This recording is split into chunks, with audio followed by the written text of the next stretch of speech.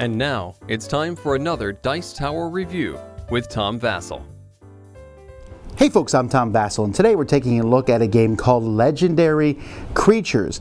Legendary Creatures is from Pencil First Games. Beautiful game. When you set this up, you're going to just be like, wow, what is this game? And, well, what is this game? The theme of this game here is you are basically trying to be the next druid. You're a druid, so you're working with different creatures. You're going to use legendary creatures. There's all sorts of combinations, and you're trying to be the best druid that there is by having the most renown, getting the most victory points. Here's a little bit of an overview.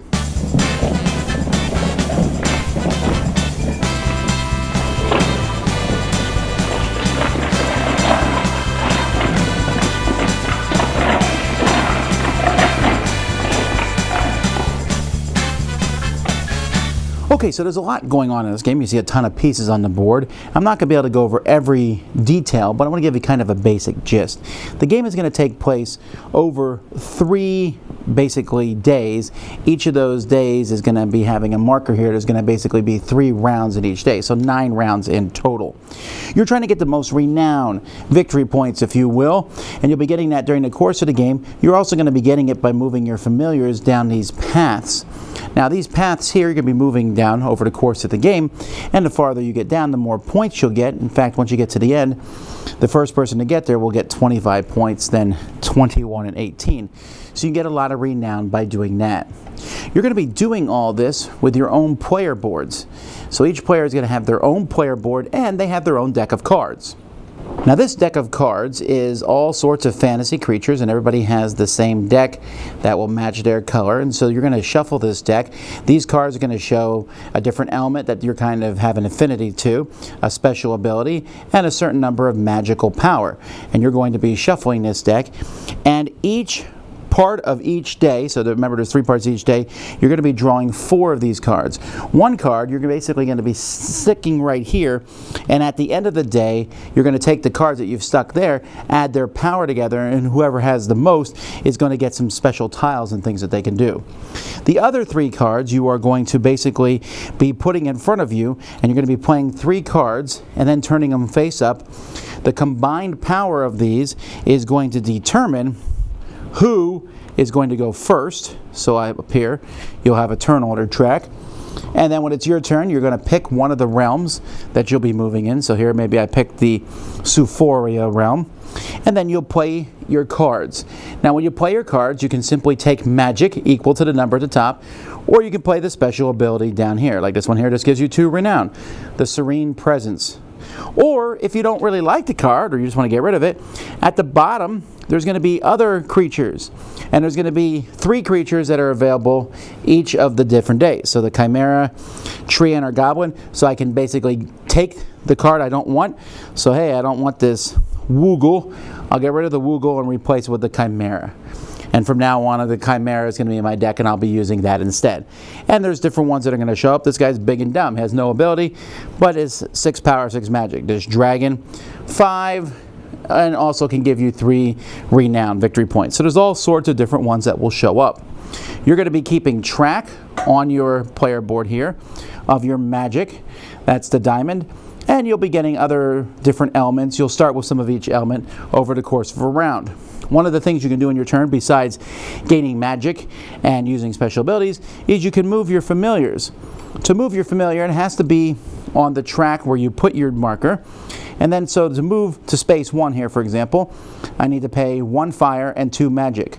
So let's say I want to move all the way up here to space 7. So 2, 4, 6 magic. Once I cross this line, it's 3 magic. So 9, I would need to pay 12 magic. And 1, 2, 3, 4, 5, 6, 7 fired. And I would just take that much if I had it and move that far. At the end of each day, whoever moves the farthest is going to get the gift of that one, whoever's the farthest, and it's going to give you some special ability. Like here, whenever you get magic, gain an additional magic. Here, you can move familiars in all realms, not just the one that where you put your marker. Anytime you gain a resource, you gain an additional resource of that type, and the gift of water, you get 1 renown, 1 victory point during your action phase. Players also have 3 magic spells that they can use each day. Once a spell's been used, you'll turn it over. These spells are going to do different things where you can double the amount of stuff you get from somebody, put in front of an opponent. When they do something, you get it too.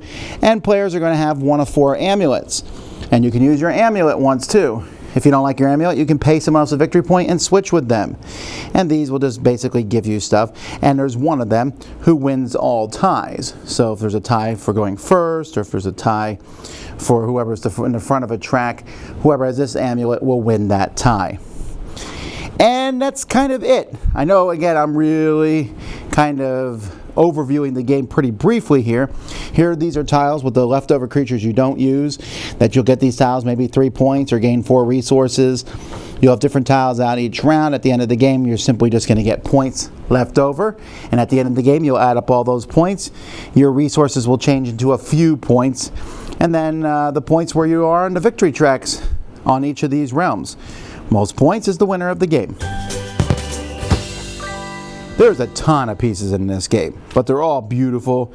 You have these different boards. It doesn't really matter the order of these boards as you place them. They're wooden pieces for different familiars that are different shapes. We weren't quite sure what every shape was. I think we called this one here a llama with wings. The artwork on the cards is whimsical and fun. I really like how it looks. The artist here is just fantastic. Great stuff. And there's a lot of information on these cards, but it's not too hard to figure out exactly what to do with each of these. The tokens all look good, although they have a ton of these 20 tokens. I would posit that these were not that necessary, because if you have 20 of the same magic or resource down here, you need to be spending those on things, because we just spend them so much. You're going to be constantly looking around. There's a little game flow card here, and also it tells you what all the different icons mean. It shows you can turn any 2 orbs into another orb and stuff like that. But for the most part, there's a lot of stuff to remember, so you'll be looking up a lot of the rules. The rules were not too difficult. Everything is explained in the rule book. Overall, though, the components for this game, some really high quality stuff, a lot of great things, and a nice little insert here to hold it all in place. I said at the beginning, you could see it when it was set up, this game is gloriously just produced. It's great. I'm tired of fantasy being dark and depressing. This is fantasy that's bright and cheerful. There's also a lot of really cool things in this game, and I didn't dislike the game. However, there's 2 problems with the game. One is it's too long. In the rule book, there's actually a setting that they say, hey, for a shorter game, play 2 days instead of 3. Oh my goodness, yes. There's just so much things in this game. Okay, so basically it works like this. You get your cards, you'll draw 4 cards. You look at these 4 cards, you read all the abilities, you sit there, you pick one to go away, you pick these 3, Okay, now we see who goes first. Now it's your turn, I go. I'm going to do this with this card. With this one, I might do this. With this, I might do this. Am I going to use my magic spells? Am I going to do this? Okay, now it's your turn. And I'm really speeding it up there. There is a lot going on from turn to turn. And once you get into the 3rd age, and I played the 2-day game and that was fine. When I played the 3-day, I was like, do we really need to be playing this long? So that's one of the problems. The other problem is there's just too much stuff, really. Look, don't get me wrong, I like the idea of this game. I like having the creatures and playing them. There's nothing I can put my finger on and say, I don't like this, but it comes down to the fact that this game is really about racing your familiars down. And there's all this extra work and all this extra stuff and magic spells and this, and I do this, and someone says, I have a magic spell, and you're like, wait, what? There's just too much stuff. This game could have been streamlined in certain points, and I wouldn't be able to tell you exactly where, but there's just too many little things going on in this game. Too many pieces moving around.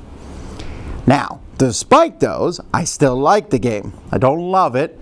I think the game is okay. If those 2 things were fixed, it could easily shoot up much higher on my list. Again, I'm very enamored with the theming and the bright and cheerful nature of it. I like the idea of playing the cards and then using the card for its value in magic and things like that. And, but just for me, it just was a little disappointing at the end of the day. It all came down to moving these. It felt like the results were very small for the amount of effort I put into it. And it's constant, what does this spell do? What does that one do? Who has what amulet? Constant having to check everything. But there is definitely a back and forth in the game. There's races here. You're trying to get your familiars. At first, you might be running in an element no one else is messing with. But other people will be like, wait a minute. no one else is there, I can get there too. So there's this off to the races, and you're trying to maybe manipulate your deck. There's deck building in this, but it's a very small part of it. And there's a lot of clever ideas, like keeping one card aside. You're not going to use that card, but you'll get some things at the end. But maybe you don't care about that stuff at the end, so you throw out a weak card. And which cards you're going to replace, if you replace them at all. The cards you replace with aren't necessarily better. Some of them are. And they might be better in one way, but then later on you're like, I didn't really need that extra fire. I really want some more magic. So as you can see, this is kind of a mixed review. There's a lot going on in this game, a lot that it's good. A few problems. It's probably a little bit too much in a box. I don't say that all the time, but I think it's true in this case. But this might be one that some people just absolutely fall in love with too. There's probably be people I've looked up. There's a lot of people really enjoying all the different aspects, and you might like all this stuff in a game. Be warned going in though, this is not some easy light family game. It's a pretty hefty, rules explanation and things that are going to come with this game. And if you think that's fine, if you look at that and say that looks amazing, then that's definitely one you're going to want to check out. So that's Legendary Creatures from Pencil First. Dice Tower Judgment, fun, but a little long and a little too many rules.